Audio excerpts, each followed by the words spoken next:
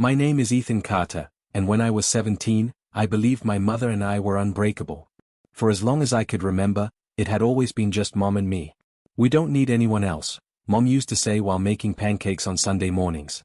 I always smiled and answered, good, because I don't want to share you. She would laugh. You never will. I believed her. Everything changed 3 months before my 17th birthday. One evening, I came home from basketball practice and found a stranger sitting in our kitchen. Mom looked nervous. Ethan, this is Richard Hayes. The man stood and offered his hand. I've heard a lot about you. I shook it. Really? Mom never mentioned you. Mom avoided my eyes. Richard smiled, but it looked fake. Your mother and I have been seeing each other. For how long? I asked. 8 months, Mom said quietly. 8 months? I stared at her. You hid this from me for 8 months. I wanted the timing to be right. The timing? Ethan, she sighed, please don't start. I didn't say another word, but something inside me cracked. A week later, Richard brought his daughter, Madison, to dinner. She looked me up and down. So you're Ethan, she said. Yeah. I expected someone taller. I frowned. Nice to meet you too. She smirked. Dad says we'll all be family soon. I looked at Mom. Family? Mom smiled nervously. Richard proposed. My fork slipped from my hand. You said yes? Of course I did. I pushed my chair back. When were you planning to tell me? Ethan, sit down. No. Richard crossed his arms. Your mother deserves happiness. I never said she didn't. Then stop acting selfish. I glared at him. You don't know me. Madison laughed. Drama already. From that night, everything became a battle. Richard started staying over constantly. He complained about my music. He complained about my friends. He complained about my grades, even though I was an honest student. One night, he walked into my room without knocking. You need to clean this mess. It's my room. It's my house too now. No, it isn't. He stepped closer. What's your attitude? I stood. Or what? Mom rushed in. Stop it. Both of you. Richard looked at her. This is exactly what I mean. What do you mean? I asked. He doesn't respect me. I laughed bitterly. You've been here 5 minutes. Mom rubbed her forehead. Ethan, please. Days later, things exploded. I came home early and heard shouting from the living room. I can't do this anymore, Sarah, Richard said. What are you saying? Mom asked. I'm saying your son is ruining everything. I froze outside the doorway. Richard. No. Choose. Either he goes, or I do. Silence filled the room. I walked in. You can't be serious. Richard looked directly at me.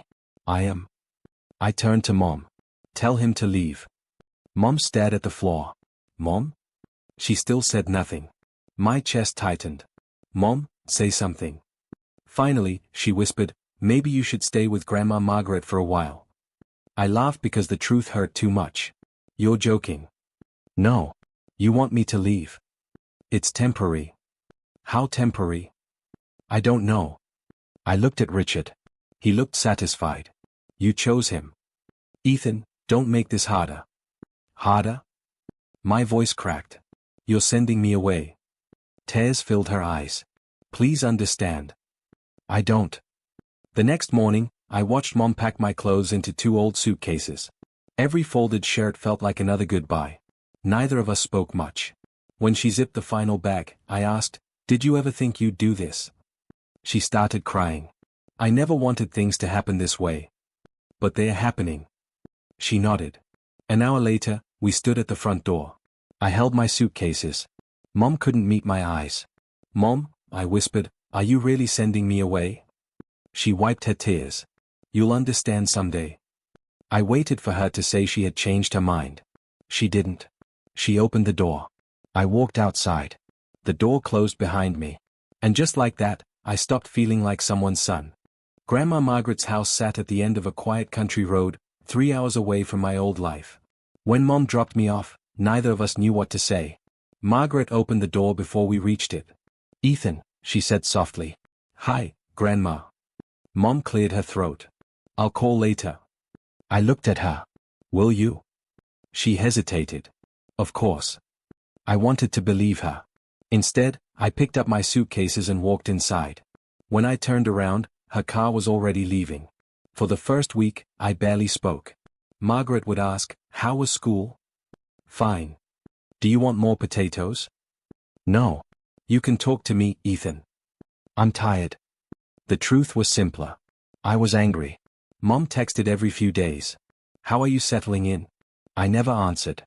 "Thinking about you." I ignored that too. A month after I arrived, Mom finally called while I was eating dinner. Margaret handed me the phone. "You should at least hear her out."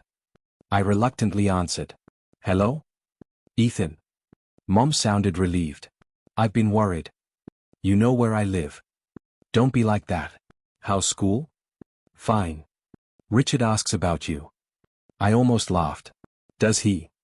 "He's trying, Ethan." "No, Mom. He won. There's a difference." She went silent. "I miss you," she whispered. "Then why did you send me away?" She didn't answer. "I have homework," I said. "Ethan, please." I hung up.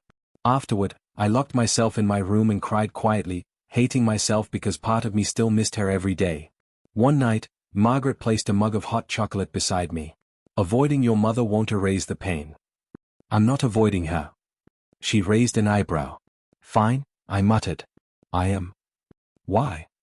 "Because she chose him." Margaret sat beside me. "Your mother has always been afraid of being alone." "That's supposed to make me feel better?" "No.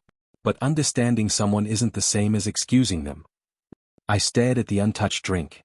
"Then I don't want to understand her." School wasn't much easier.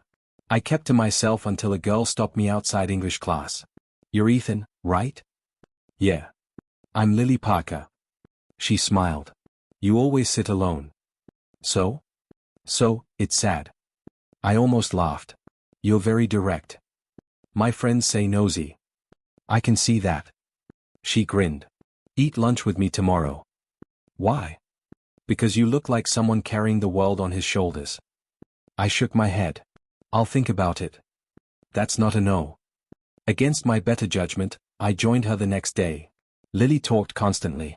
"Do you like movies?" "Sometimes." "Music?" "Sure." "Wow. You're a real conversational genius." I smiled despite myself. "There it is," she said. "You can smile. Don't get used to it." After school, I started working at Brooks Books, the only bookstore in town. The owner, Daniel Brooks, hired me immediately. "You've never worked retail?" he asked. "No. Can you stack books?" "I think so." "Congratulations. You're qualified." Daniel was in his 50s, always cheerful, and impossible to dislike. One evening, he noticed me staring at my phone. "Family trouble?" I sighed. "Something like that." "My father threw me out when I was 18, Daniel said. I looked up. "Really?" "Best thing that ever happened to me." "Being abandoned?" "No. Learning that I could survive it." His words stayed with me. Months passed. Slowly, Margaret and I became close. One rainy evening, she brought out an old photo album. "That's your father," she said, pointing to a picture. I smiled sadly. "Dad had died when I was 6. He adored you." "I barely remember him." Margaret touched the photograph. "After he died, Sarah promised me something." "What?" "She promised she'd never abandon family, no matter what." I froze. "She said that?" Margaret nodded. "Then why did she abandon me?" Margaret looked away. "I don't know. But deep down, I suspected she did know." That night, Mom called. I watched the phone ring. Margaret asked, "Aren't you answering?" I silenced it. "No. Are you still waiting for her to come back?" I opened my mouth, then stopped. Because the answer was yes. Every day, part of me still expected Mom to appear at the door and say, "Ethan, come home." She never did. Weeks later, I finally admitted the truth to Lily. "My mother isn't coming back," I said quietly. Lily squeezed my hand. "No," she said gently. "She's not." For the first time, I allowed myself to stop waiting. And that realization changed me forever. Almost 2 years passed before I checked my mother's social media again.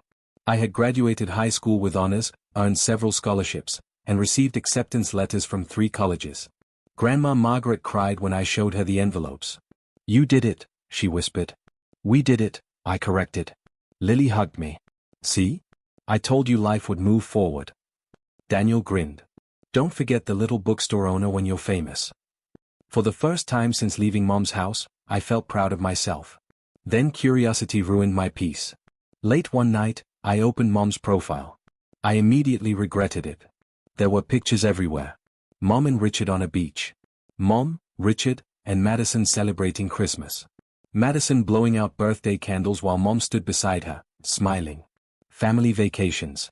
Barbecues. Holidays. In every picture, they looked complete. There was no empty space where I should have been. Lily found me staring at my phone the next afternoon. "You okay?" she asked.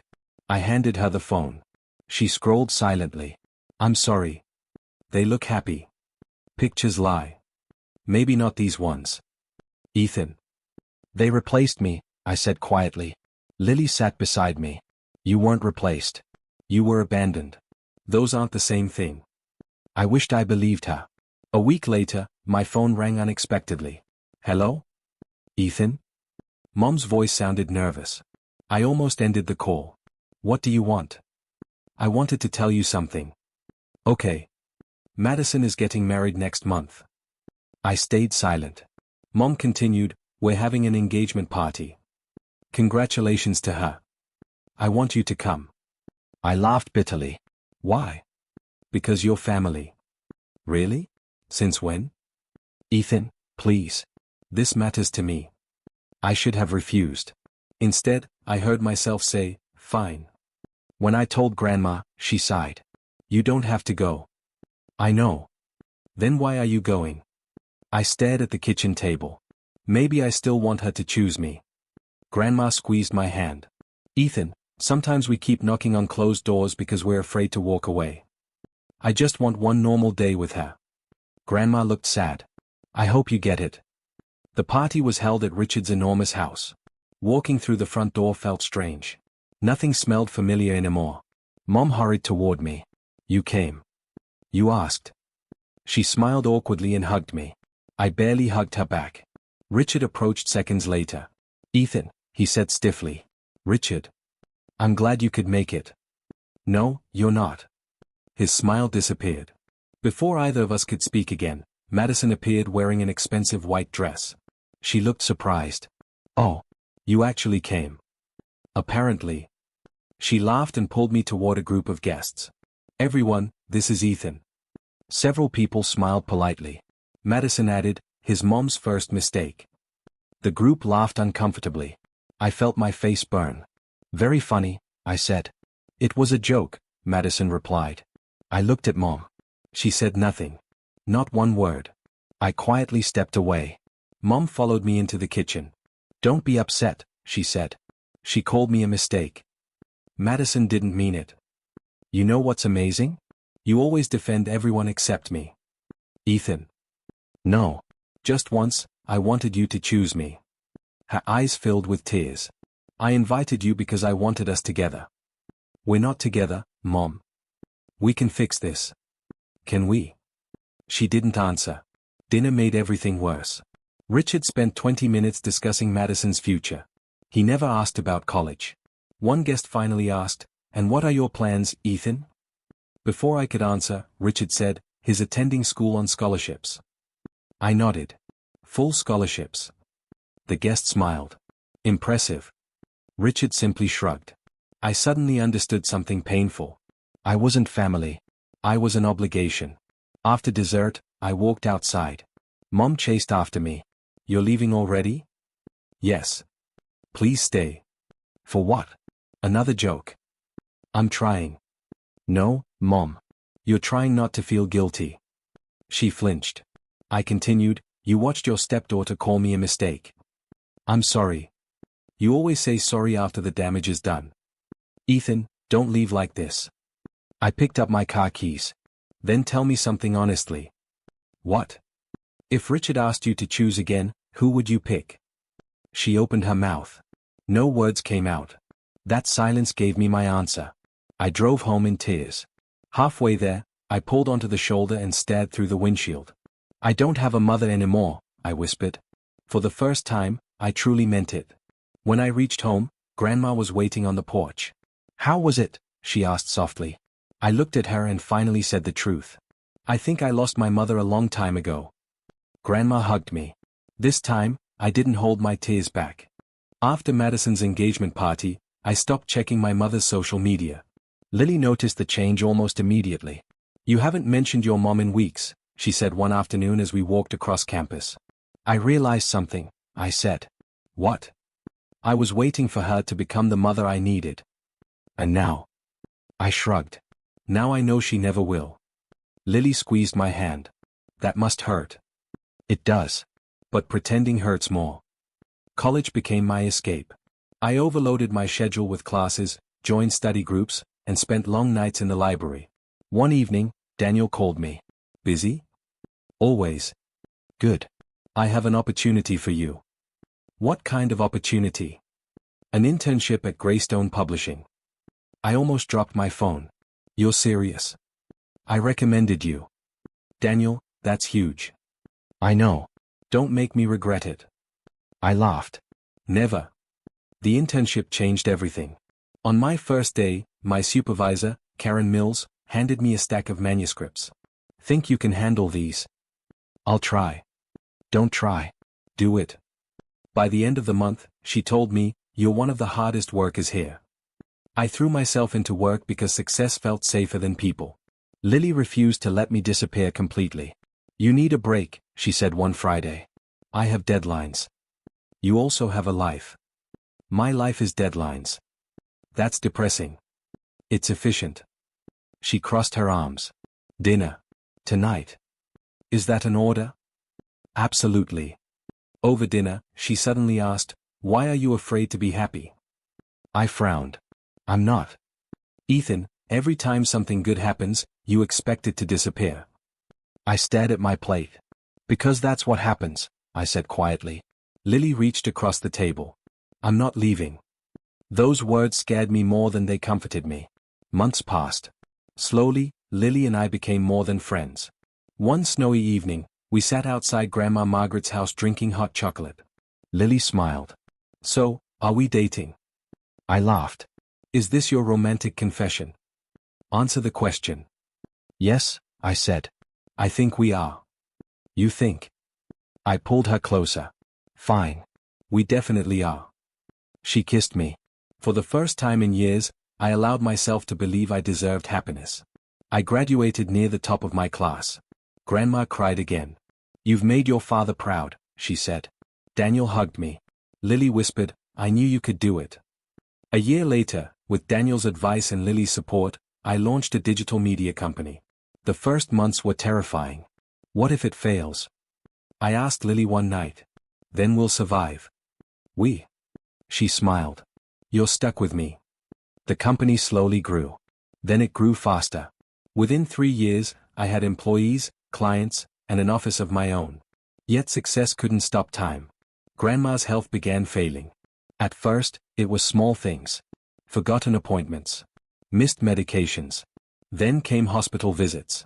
One evening, I sat beside her hospital bed. You scared me, I admitted. Margaret smiled weakly. I'm 82, Ethan. Scaring people is one of my hobbies. Don't joke. What would you prefer? Tears. I'd prefer more time. She took my hand. You already gave me something precious. What's that? A chance to watch you become the man your father hoped you'd be. I struggled to speak. I wouldn't be who I am without you. I know. A few weeks later, she asked me to sit beside her again. Ethan? I'm here. Listen carefully. Okay. Family isn't blood. I frowned. It's the people who stay, she whispered. Tears filled my eyes. You stayed for me, I said. So did Daniel. So did Lily. She squeezed my hand gently. Never forget that. Grandma passed away peacefully 2 days later. Lily held me during the funeral while I cried harder than I ever had before. That night, standing alone in Grandma's empty house, I realized something.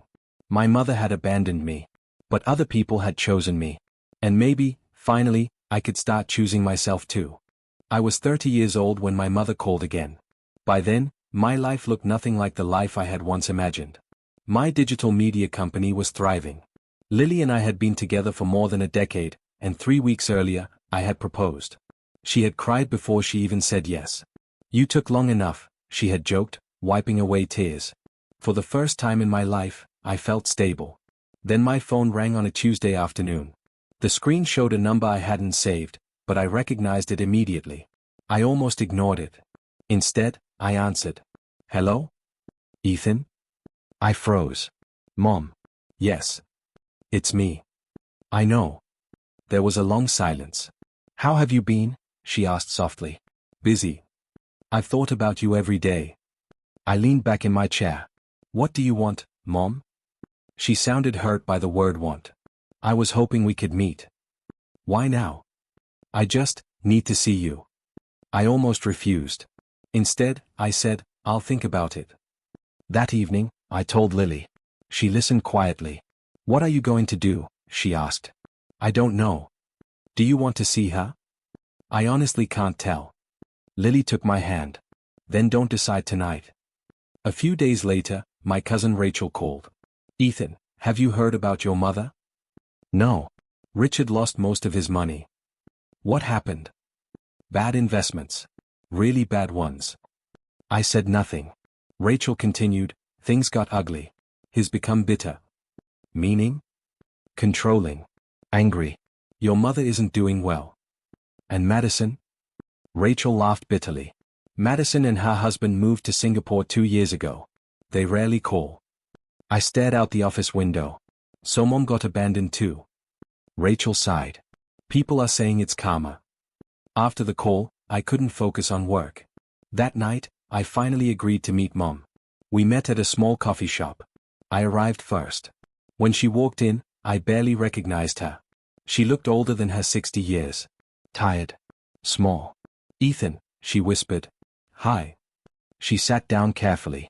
"You look so much like your father." "I get that a lot." She smiled weakly.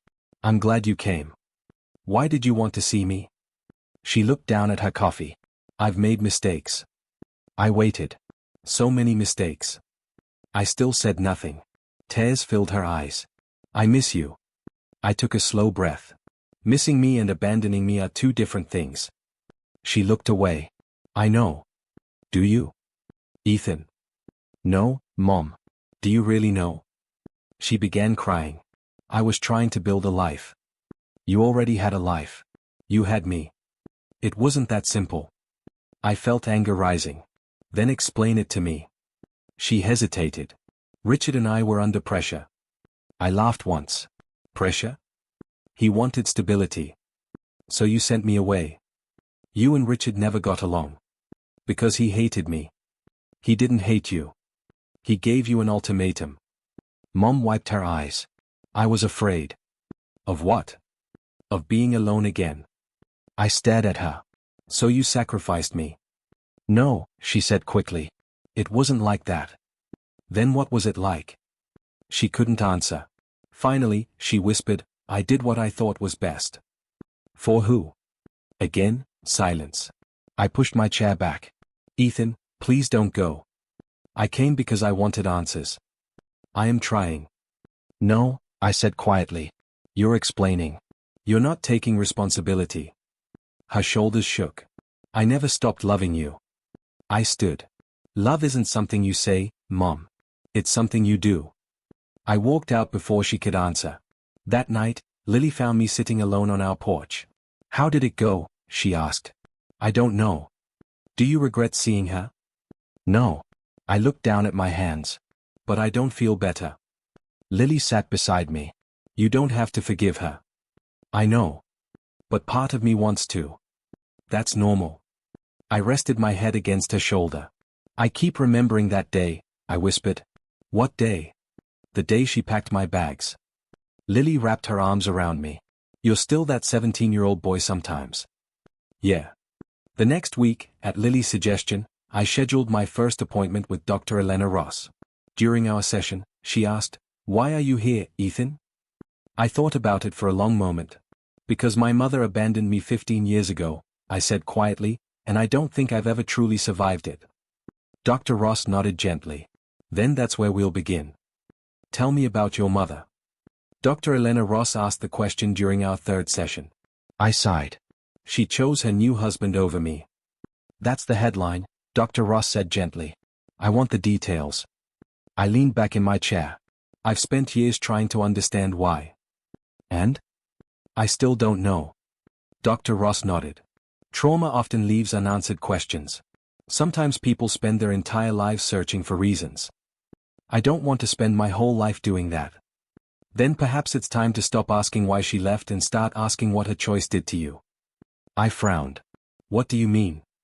You built a successful company, she said. You found love. Yet you expect everyone to leave eventually. I looked away. Because people do leave. Not everyone.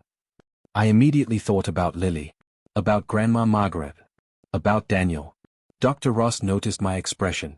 Someone came to mind, didn't they? 3 people, actually.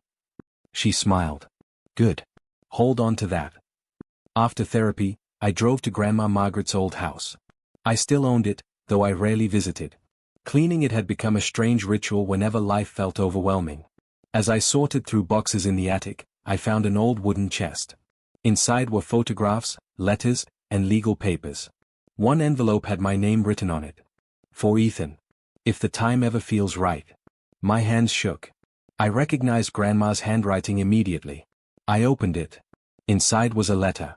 Ethan, if you are reading this, I assume you are finally searching for answers. There is something I never told you because I hoped your mother would one day tell you herself. I stopped breathing. I continued reading. 3 months after you came to live with me, Sarah visited. She was devastated. She admitted that Richard had demanded she cut all contact with you. I stared at the page. No. That couldn't be true. I kept reading. Richard told her that you were a constant reminder of her old life and that their marriage would never work if you remained involved. Sarah refused at first. The two argued for weeks. My heart pounded. Eventually, Sarah chose Richard. She said she could not lose another chance at happiness. I lowered the letter. Suddenly, everything made sense. The unanswered texts. The cold phone calls. The years of distance. Mom had not slowly drifted away. She had agreed to let me go. I sat alone in the attic for nearly an hour. Then I found another envelope. This one contained several letters. They were from Mom to Grandma. One sentence appeared repeatedly. Richard says Ethan needs space. Richard thinks contact confuses Ethan. Richard believes distance is best.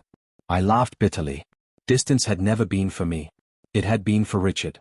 I drove straight to Daniel's bookstore. He looked up as I entered. You look terrible. I found out why she left. Daniel immediately locked the front door. What happened? I handed him the letters.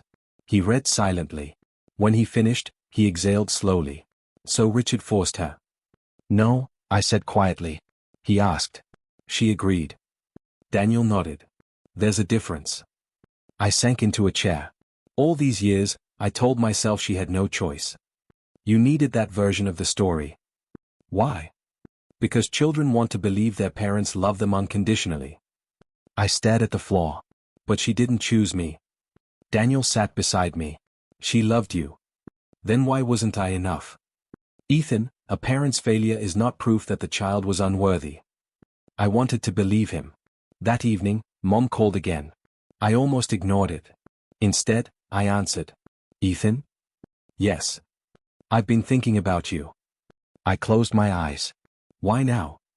I know I don't deserve another chance, but I'd like one. I took a deep breath. Can I ask you something? Anything. Did Richard ask you to cut me out of your life? Silence. A long, painful silence. Mom? He thought it would help our marriage. My chest tightened. So it's true. Ethan, I fought him. But you still did it. I was scared. Of losing him? Yes. I laughed softly. I spent 15 years believing you lost me by accident. Ethan. But you didn't lose me. My voice shook. You gave me away. She began crying. I never stopped loving you. Maybe, I said. But love without action is meaningless. Please don't say that. For years, I imagined all the reasons you might have abandoned me. I wiped away tears. I never imagined you simply chose someone else. Ethan, I'm sorry. I know. Can you forgive me? I looked out the window toward the darkening sky. For the first time in my life, I saw my mother clearly. Not as a victim. Not as a hero.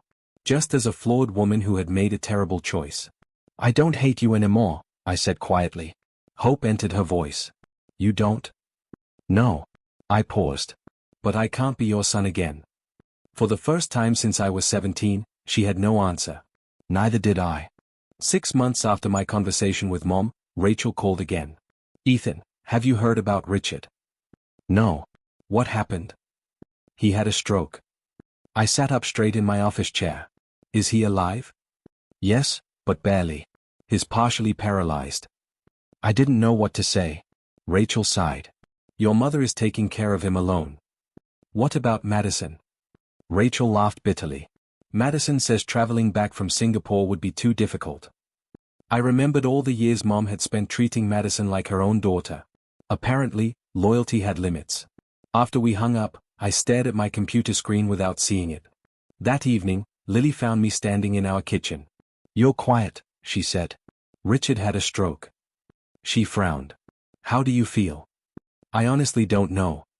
That's fair. I spent years hating him. And now? I leaned against the counter. Now he sounds pathetic. Lily wrapped her arms around me. You don't have to feel sorry for him. I know. But I do. A little. Over the following months, news continued reaching me through relatives. Richard's medical bills piled up. The investments that had destroyed his fortune left them drowning in debt. Their large house was sold.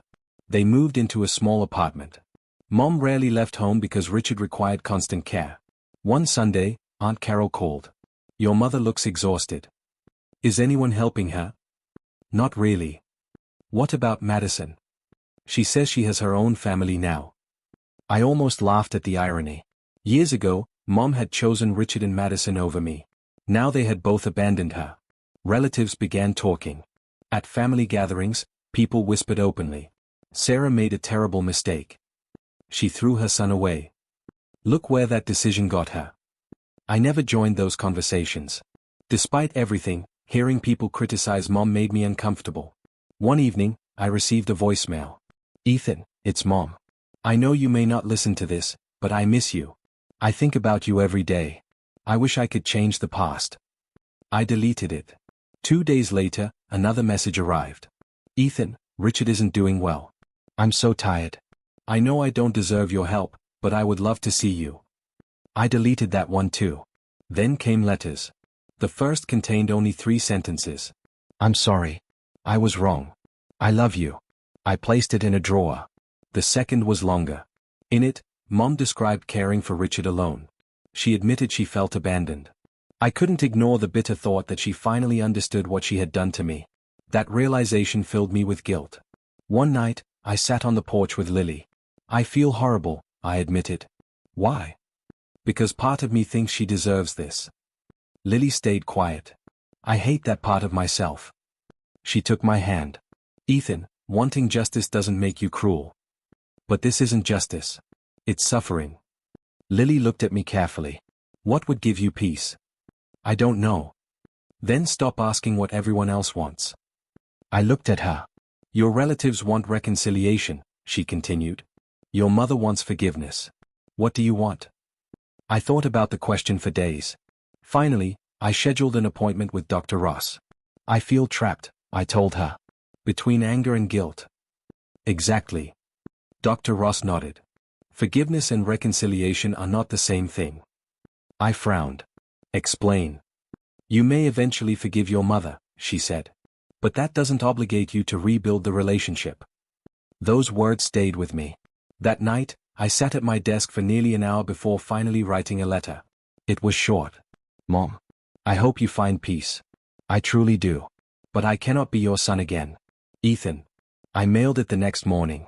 As I walked back to my car, I expected to feel shame. Instead, I felt something surprising. Relief. For the first time in years, I realized that forgiving someone did not mean giving them back the place they had willingly abandoned. The call came on a rainy Thursday morning.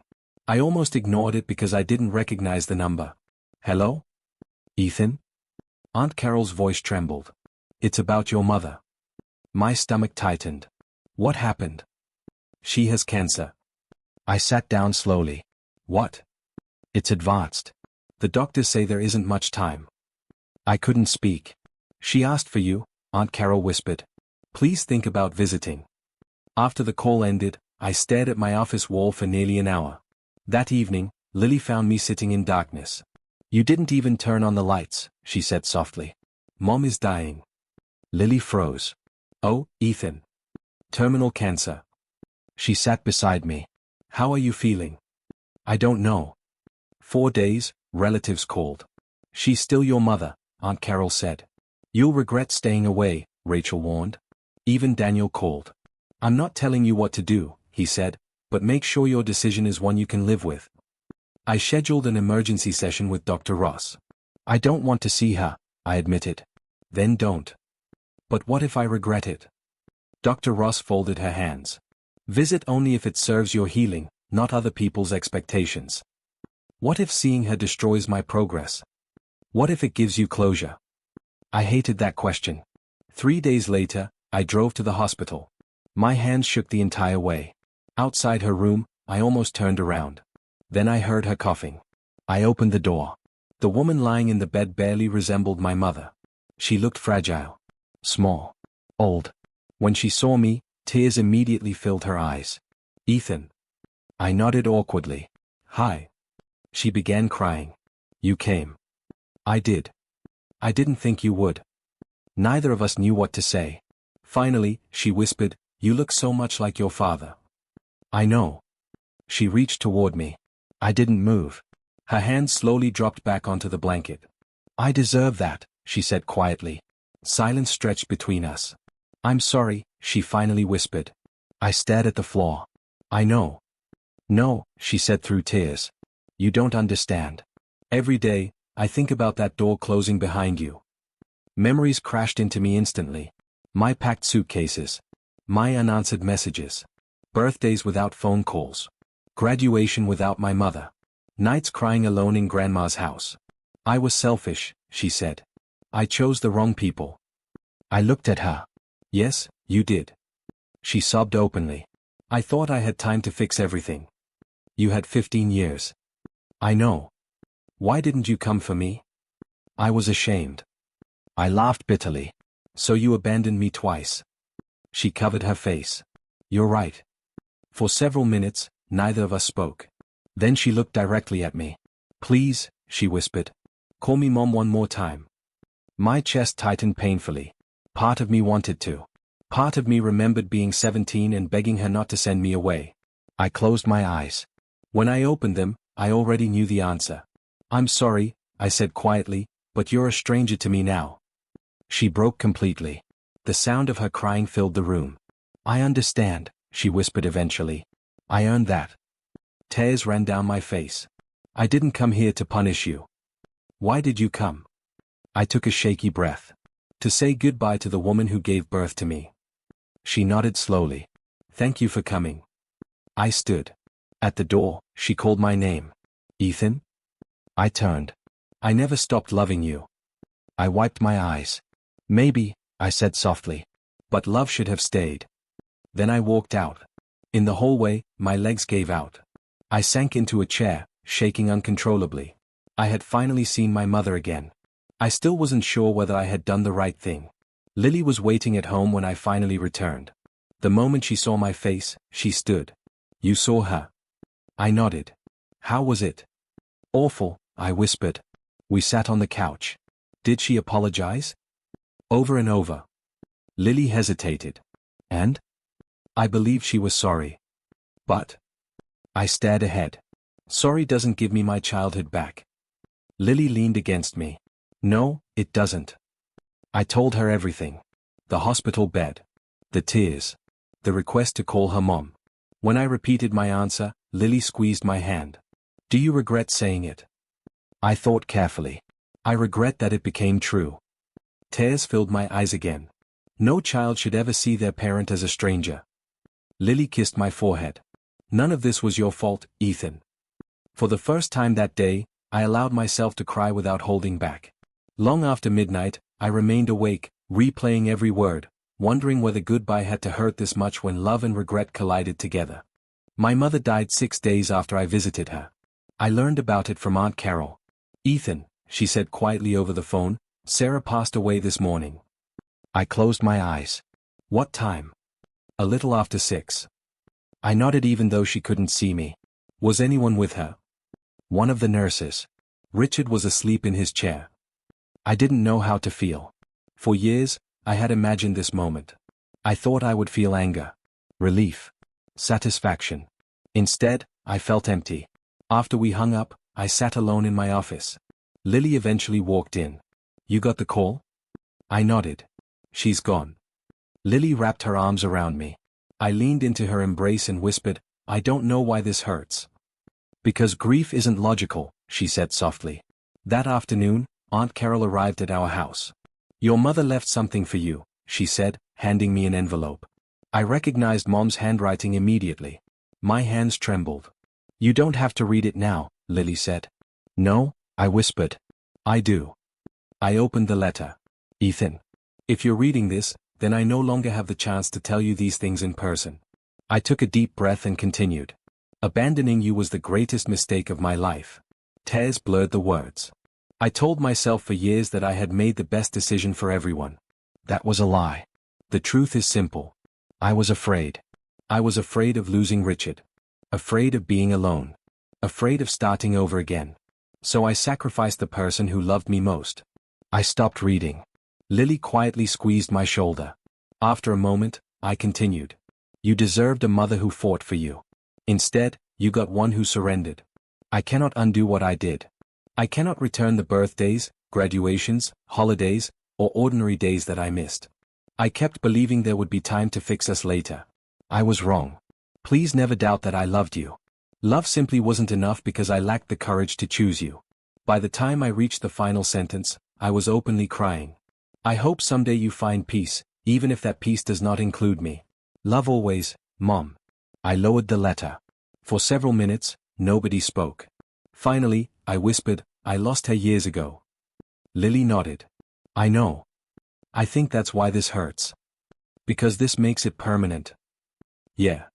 I looked down at the letter. "I spent so many years hoping she'd come back." Lily kissed my forehead. "And she never truly did." The funeral was held 3 days later. Very few people attended. Aunt Carol, Rachel, several distant relatives. Richard arrived in a wheelchair, looking frail and broken. Madison didn't come. Apparently, she had sent flowers. I stared at the empty seat that should have belonged to the daughter Mom had chosen. The irony was painful. After the service, people slowly left. Eventually, only I remained. I stood beside Mom's grave in complete silence. The wind moved gently through the cemetery. I looked down at the fresh earth. For years, I had rehearsed angry speeches. I had imagined telling her how much she had destroyed. But standing there, none of those words mattered anymore. All that remained was sadness. "I hated you for a long time," I said softly. My voice shook. "Then I pitied you." I wiped away tears. Now I just wish things had been different. I thought about Sunday pancakes. Movie nights. The promises she had once made. The boy who believed his mother would never leave. That boy was gone. But he still deserved closure. I took a deep breath. "Goodbye, Mom." The word felt strange. Unfamiliar. Yet somehow right. It was the first time I had called her Mom in years. And it was also the last. As I turned to leave, I realized something important. My mother's choices had shaped my pain. But they would not define the rest of my life. For the first time since I was 17, I walked away without looking back. 6 months after my mother's funeral, Lily gave birth to our daughter. I had prepared for many things. Sleep deprivation. Diapers. Panic. I had not prepared for the overwhelming fear I felt when the nurse placed my daughter in my arms. "Congratulations, Dad," the nurse said with a smile. I looked down at the tiny girl wrapped in a pink blanket. She opened her eyes for a brief second. Something inside me broke open. Lily laughed softly from the hospital bed. "Why are you crying already?" I wiped my face. "I don't know." "You're lying." I smiled through tears. "I'm terrified." "Good. I looked at her. Good. Terrified parents usually care the most. I sat beside her. What if I mess this up? Lily reached for my hand. You won't. How can you be so sure? Because you've spent half your life worrying about becoming your mother. I looked back at our daughter. That's exactly what scares me. Lily's expression softened. Ethan, people who abandon their children don't spend years promising themselves they'll do better. I kissed our daughter's forehead. At that moment, I made a silent promise. I will never abandon you. No matter how difficult life became. No matter how painful things got. I would stay. We named her Grace. Daniel immediately claimed the title of honorary grandfather. This child will grow up surrounded by books, he announced. Lily laughed. She's 3 days old. Exactly, Daniel said. The perfect age to begin. Aunt Carol visited constantly. Rachel spoiled Grace shamelessly. Our home became noisy, busy, warm. It felt strange at first. For so many years, I had associated family with loss. Now family meant laughter. Late-night feedings. Messy kitchens. Tiny socks scattered across the floor. One evening, when Grace was 4 months old, I found myself standing beside her crib long after she had fallen asleep. Lily appeared in the doorway. You've been staring at her for 10 minutes. I'm making sure she's breathing. You checked 5 times already. I know. Lily walked over and wrapped her arms around me. You're a good father. I shook my head. I'm trying to be. That's the same thing. A year later, I returned to Dr. Ross for what we both expected to be our final session. So, she said, smiling, how are you feeling? I thought carefully. Lighter. What changed? I stopped measuring my worth by my mother's choices. Dr. Ross nodded. That sounds important. It is. I leaned back in my chair. 4 years, I believed I wasn't enough. And now? Now I understand that her decision reflected her fears, not my value. Dr. Ross smiled. That's a difficult lesson. I know. I paused. I still miss the mother I wanted. Of course you do. But I don't miss waiting anymore. After therapy, I drove straight to the office. On my desk sat an old framed photograph of Grandma Margaret. She was smiling, holding a much younger version of me. I kept that picture beside my computer every day. Whenever business became stressful or life felt overwhelming, I looked at it. Grandma had stayed. Daniel had stayed. Lily had stayed. Those people had rebuilt me. One rainy afternoon, several years later, Grace wandered into my office while I was working from home. Daddy? I looked up from my laptop. Yes, sweetheart. She climbed onto my lap. Who's that? She pointed to Grandma Margaret's photograph. That's your great-grandma Margaret. The one you always talk about. I smiled. Yes. Was she nice? She was wonderful. Grace studied the picture. Did she love you? The question caught me off guard. Very much. Grace nodded seriously. Good. I kissed the top of her head. A few minutes later, she asked, Daddy? Yes? What makes someone family? I froze. For a moment, I thought about my mother. I thought about Richard. About abandonment. About regret.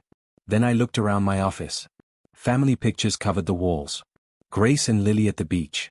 Daniel holding Grace at her birthday party. Rachel laughing at Thanksgiving. Grandma Margaret smiling from her frame. I finally understood. I smiled through unexpected tears. The people who stay, I said softly. Grace considered this. Like Mommy? Exactly like Mommy. And you? Yes. And Grandma Margaret. Especially Grandma Margaret. Grace wrapped her small arms around my neck.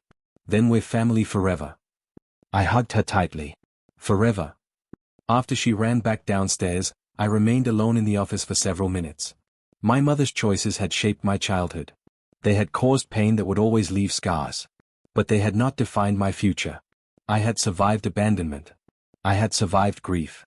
I had survived becoming a stranger to the person who gave me life. Most importantly, I had learned that family was never about blood alone. Family was choice. Family was loyalty. Family was staying.